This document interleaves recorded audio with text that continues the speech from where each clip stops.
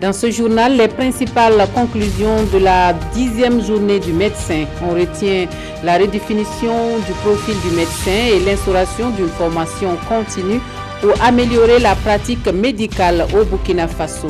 7 morts et une cinquantaine de blessés, c'est le bilan provisoire d'un énième attentat terroriste meurtrier au Royaume-Uni. L'attaque au camion bélier et à l'arme blanche a eu lieu dans la nuit du samedi au dimanche en plein cœur de Londres. Les assaillants ont été abattus. Bonjour, bienvenue aux actualités de la mi-journée sur la télévision du Burkina, de l'appétit si vous êtes à table et une très bonne fête de Pentecôte à tous.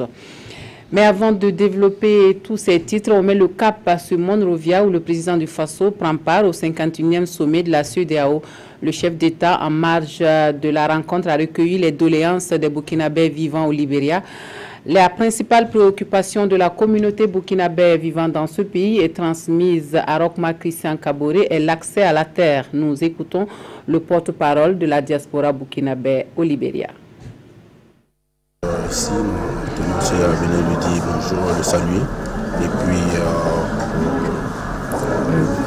parler des préoccupations que les Burkinabés ont au Libéria. Ici, il n'y a pas de préoccupation particulière, sauf que sur la frontière avec la Côte d'Ivoire, il y a de temps en temps des incursions, on nous dit de Burkinabés, qui sont à la recherche de terre pour cultiver. Et cette question-là n'est pas totalement bien gérée et il y a souvent des problèmes là-bas. C'est une question qu'il faudra vraiment traiter pour que les compatriotes soient plus à l'aise ici. Il a pris note des préoccupations et il a dit que les préoccupations seront gérées en temps opportun.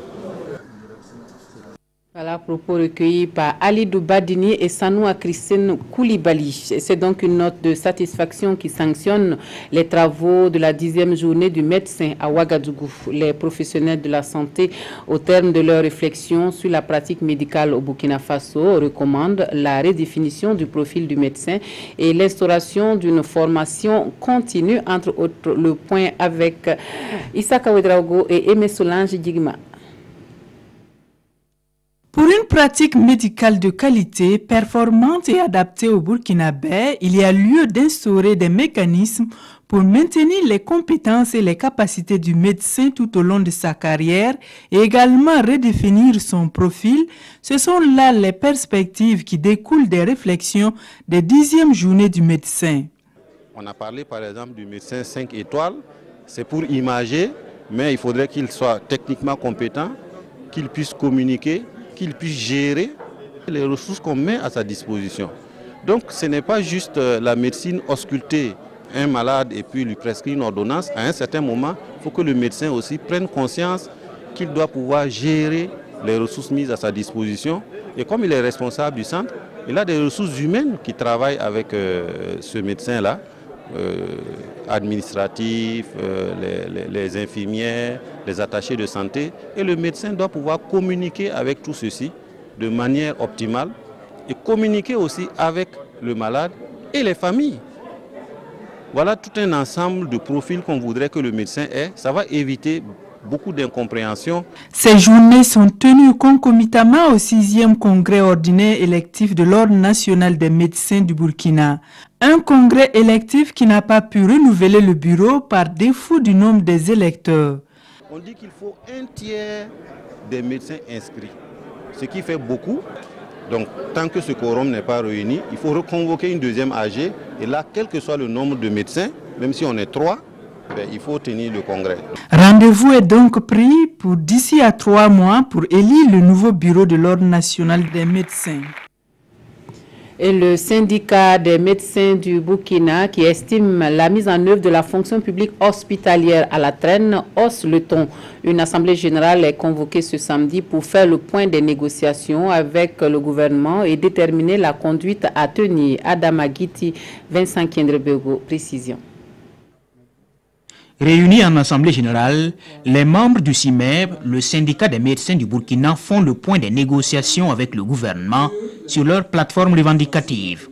Une plateforme qui s'articule autour de la mise en œuvre effective de la fonction publique hospitalière. Autant qu'on a la fonction publique territoriale, on a la fonction publique parlementaire, on a la fonction publique d'État, et nous estimons que pour contextualiser les éléments de notre système de santé, de nos spécificités, il faut une fonction publique hospitalière qui demeure tout de même une fonction publique. Et il fallait revenir à nos bases pour faire le point de ces discussions, pour qu'ensemble nous puissions dire comment on évolue, quelle est la procédure à suivre. Et évidemment, c'est l'occasion pour nous d'appeler le gouvernement à faire rapidement des contre-propositions. Le temps passe et pas beaucoup d'avancées dans la satisfaction de leurs revendications et la menace d'une grève des médecins plane sur cette Assemblée générale.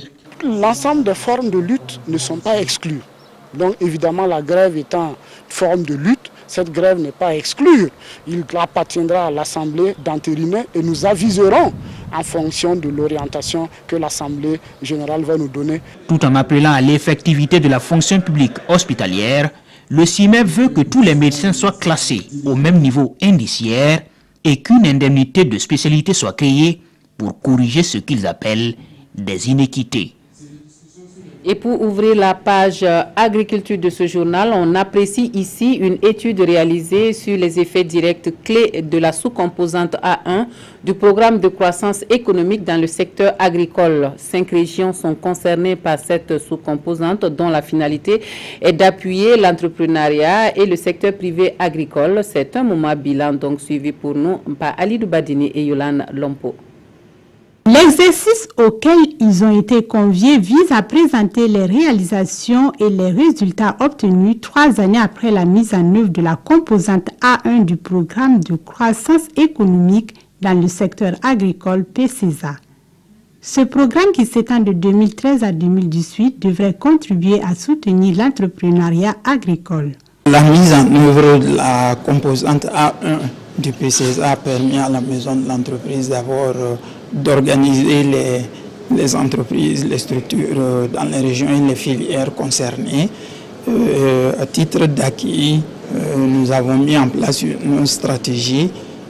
C'est vrai qu'il a pris du temps pour avoir des résultats, mais qui commence quand même à donner un certain nombre de résultats. Le maïs, le niébé, le bétail, le karité et la gomme arabique sont les 5 filières concernées et les PME évoluant dans ces secteurs peinent le plus souvent à avoir des financements. Ce qui cause problème pour les prêts d'investissement, surtout, c'est le problème de garantie. Et en ce sens, donc, nous avons un fonds qui est placé au niveau de Sofégie et qui peut contribuer justement à résoudre donc, ces problèmes. L'appui conseil qui est apporté justement va viser donc, à lever ces contraintes-là. Parce que les banques ont besoin souvent que les entreprises soient bien structurées et qu'il y ait un minimum de comptabilité. Et pour la pérennité de la composante A1, l'ensemble des acteurs souhaitent une nouvelle redéfinition de l'assistance technique pour l'adapter aux besoins réels de ces entreprises. On fait à présent le constat de la saison agricole au centre-est. Producteurs et techniciens sont unanimes. La saison est en retard dans cette partie du Burkina, mais rien d'alarmant au regard des prévisions météorologiques, soutiennent les spécialistes de la question. Sur le terrain, les préparatifs se déroulent tant bien que mal à travers la région. Nous suivons Jean Zongo et Ismaël Diloma Sirima. L'heure est au dépôt de fumure dans un grand nombre des champs de la région du centre-est. Pas de labour ni de semis au programme dans certaines zones comme le village de Yalguin. Et pour cause, une pluviométrie jugée timide. L'année passée, à la même période, les quantités d'eau oscillaient entre 107 mm en 6 jours et 181 mm d'eau en 5 jours. Contrairement aux données actuelles qui oscillent entre 11 mm en 4 jours et 87 mm en 2 jours. Et ce qui fait ressortir au niveau des différents postes pluviométriques des écarts négatifs. Dans l'attente de pluies abondantes, les membres du groupement de gestion de la rizière de Naftenga sont à la tâche. Armés de pioches, de pelles et de dameuses, ils remettent en l'état les différentes digues qui ont cédé. De façon générale, nous pouvons dire que s'il plaît à Dieu et si d'ici là nous avons des pluies, ça pourra aller. Nous ne sommes pas trop en retard comme ça. À Soumagou, village situé à moins de 10 km de Tenkodogo, Sibiri Tarnagda procède à des labours sans attendre la pluie, pendant que les techniciens d'agriculture conseillent d'avoir une pluviométrie d'au moins 20 mm avant de commencer les travaux de labour. Bon, nous avons fait cela souvent si vous labourez, si la terre n'est pas humide, et puis vous semez. Quand vous trouvez une petite pluie, simplement vous voyez que les germes commencent à pousser. C'est comme une semence gardée, quoi. Tout comme aujourd'hui, où la femme et le jeune frère de Sibiri Tarnagda se mettent à semer. Il l'a également fait il y a une semaine. Et les jeunes plants commencent déjà à pousser. Les risques, on sait que souvent ça peut réussir comme ça ne doit pas réussir. Donc on reste dans le dé, souvent ça réussit ou bien ça ne réussit pas. Et s'il y a timidité un peu, ça pourrit. Bon, nous avons peur parce que s'il n'y a pas eu une bonne pluie, ça reprend à zéro. En optant pour l'alternative des semis à sec, le père de 53 enfants qui voit déjà ses plantes pousser dit devoir faire face aux caprices de Dame Nature et aussi à la divagation des animaux. Face à la divagation des animaux, je ne peux rien faire. Il faut que la saison commence véritablement pour que le chef ordonne à tout le monde d'attacher leurs animaux. Pour ce qui concerne les préparatifs dans les directions d'agriculture, tous les responsables que nous avons rencontrés affirment avoir déjà reçu les subventions de semences améliorées et d'intrants de la part de l'État. Et puis une pratique agricole qui s'essaye avec succès au Burkina Faso, celle de la production de l'ananas. Un producteur en a fait son domaine de prédilection depuis quelque temps déjà à Bérégadougou. Et le moins que l'on puisse dire, c'est que cela lui réussit bien. La culture de l'ananas a donc de beaux jours devant elle. C'est le constat fait pour nous par Salifou Belem et Omar Zombri. Ceci n'est qu'un échantillon d'une ananérée. Nous sommes dans le champ de l'agro-businessman Daouda Ouattara à Bérégadougou. Ici, il y a 3 variétés d'ananas. Pour les découvrir, nous nous laissons guider par les commentaires et explications du promoteur. Ça vient de Bénin. Ça, on appelle ça peine sec. Il y a 3 variétés d'ananas. Il y a pour Côte d'Ivoire, il y a pour Guinée aussi. C'est Bénin là, c'est denté. Tout ça là, c'est denté. Vous voyez ça? Ça, c'est pour Côte d'Ivoire comme ça a grossi. Il peut avoir au moins 5 kg à 4 kg. Tu as 20 pieds comme ça, donc tu peux avoir une centaine de pieds comme ça pour planter encore. Donc ça vient d'ananas, ça vient de Bénin. Coup de chance, parmi ces différentes variétés, il y en a une déjà prête à être consommée. Donc, regarde, une fois que c'est arrivé là, quand tu as bien pied comme ça, et puis tu casses comme ça. Pop. Ok. Voilà, ça c'est votre cadeau. Ça c'est l'ananas de Bénin. Voilà. Ça, on appelle ça peine sec. Une fois que ça arrive seulement, tu casses, tu déposes. Comme ça, ça arrive. Ça peut transporter jusqu'à... Moi, c'est 2 semaines, 3 semaines comme ça, il n'y a pas de problème. Dans ce petit carré, aménagé en jardin tropical, Daouda Ouattara a mis en terre une centaine de plants d'ananas. Selon lui, chaque pied peut produire environ une dizaine de boutures. Il ambitionne agrandir son ananéré car beaucoup s'intéressent à cette spéculation rarissime au Burkina Faso. Il y a beaucoup de clients. Il y a des commandes partout. Si c'est une grande quantité même, on peut donner ça à Dafani, ou bien il y a une structure à Bobo, ils sont venus comment je dis, il n'y a qu'à attendre d'abord. Je dis qu'il n'y a qu'à venir, on va signer un contrat, pour ça il n'y a qu'à attendre d'abord, je vais préparer les pépinières. Donc maintenant, s'il y a les pépinières, ça va. Maintenant, je vais aller, on va discuter. Si la prime, ça me convient. On signe un contrat. Si ça ne convient pas, donc c'est pas la peine, je peux vendre ça au de preneurs partout. Daouda Ouattara cultive l'ananas depuis bien longtemps et cela sans apport en engrais chimiques. Dans le temps, il nous confie qu'il vendait sa production directement à un transformateur de fruits basé à Ourodara. Depuis, ce business avait pris du plomb dans l'aile à cause des difficultés qu'a rencontré son premier acheteur, mais avec la reprise des activités de ce dernier, il espère un envol de la demande en ananas d'ici peu. Mais regarde comme ça là, il n'y a pas d'engrais chimique dedans. Et puis le réseau pour la gouvernance locale des ressources forestières se dote de textes juridiques et d'instances dirigeantes. Mis en place en 2011 par TriAid et ses partenaires, le réseau compte 8 communes dans 4 régions de Burkina Faso. Précision avec Moussa Ouedraogo et Oumou Sissé.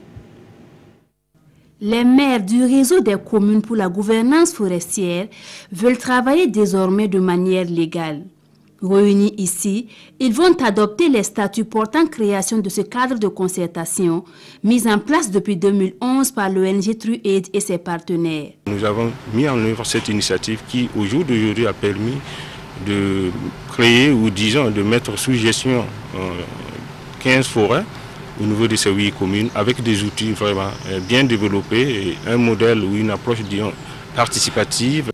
Dans cette lutte contre la dégradation des ressources forestières, le réseau peut compter sur le ministère en charge de l'environnement.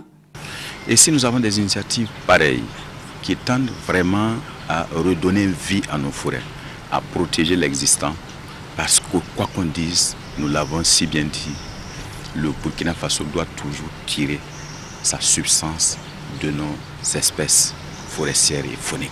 Font partie du réseau 8 communes de 4 régions du Burkina. Latodin, Gomboussoum et Séguénéga dans la région du Nord, Bassalgo au centre-nord, Fada et Diapangou à l'est et enfin Po et Nobélé au centre-sud. Autre point de l'actualité, Ouagadougou accueille la première conférence francophone sur les données ouvertes. Il s'agit d'une réflexion sur les enjeux et les objectifs de ces données et des précisions avec Moussa Ouedraogo et Nathalie Savadogo-Nabaloum. L'open data ou données ouvertes est une donnée numérique dont l'accès et l'usage sont laissés libres aux usagers. Et ces leaders des données ouvertes en Afrique francophone échangent ensemble ici à Ouagadougou sur les enjeux régionaux des données ouvertes. L'objectif visé est de renforcer la communauté des acteurs de données ouvertes en Afrique francophone et favoriser la création de compétences à même d'appuyer le développement durable via les données. Notre pays dispose d'un portail national de données, de plusieurs applications de réutilisation de ces données. La plus célèbre, c'est Open Election, qui a permis de révolutionner la diffusion des résultats lors des élections couplées présidentielles et législatives de 2015. Open Election a été possible parce que tout simplement les données étaient disponibles et dans un format utilisable. Cette rencontre est placée sous le thème « Apport des données ouvertes pour l'atteinte des objectifs du développement durable ». Elle offre l'opportunité aux acteurs des données ouvertes de mettre en synergie leurs actions, mais surtout élaborer un plan d'action pour la mise en œuvre de projets open data à même de contribuer au développement économique et social. À l'étranger, c'est le 3e attentat terroriste meurtrier en moins de 3 mois au Royaume-Uni. L'attaque s'est produite dans la nuit du samedi au dimanche au centre de Londres. Un camion bélier a foncé sur la foule sur le London Bridge. Puis les assaillants ont poignardé des passants, tuant certains et blessant d'autres. Le bilan provisoire fait état de 7 morts et une cinquantaine de blessés. Des témoins ont affirmé avoir vu des hommes armés. Le quartier a ensuite été bouclé et tous les passants qui se trouvaient à proximité ont été priés d'évacuer la zone. Une attaque à la voiture bélier qui rappelle bien sûr celle du 22 mars dernier sur le pont de Westminster. Hervé Amoric vous en parlait. Elle avait fait 5 morts puis 6 morts, une 6e personne décédée quelques semaines plus tard. La police a indiqué que dans la foulée, un 2e incident était intervenu dans la capitale britannique, celui-ci dans le quartier de Borough Market. Les policiers sont également intervenus près de la station de Vauxhall, réouverte depuis, mais il semblerait bien que cette intervention ne soit pas liée aux 2 premiers incidents. 3 suspects seraient actuellement recherchés par les autorités. 3 attaques donc quasi simultanées. Je vous propose d'écouter ces quelques témoignages recueillis ce soir à Londres. J'ai vu un camion endommagé au bout de la rue. C'est là qu'il a foncé. Des gens s'enfuient en ce moment parce que ça tire de partout. Les policiers se sont mis à tirer et nous ont demandé de reculer.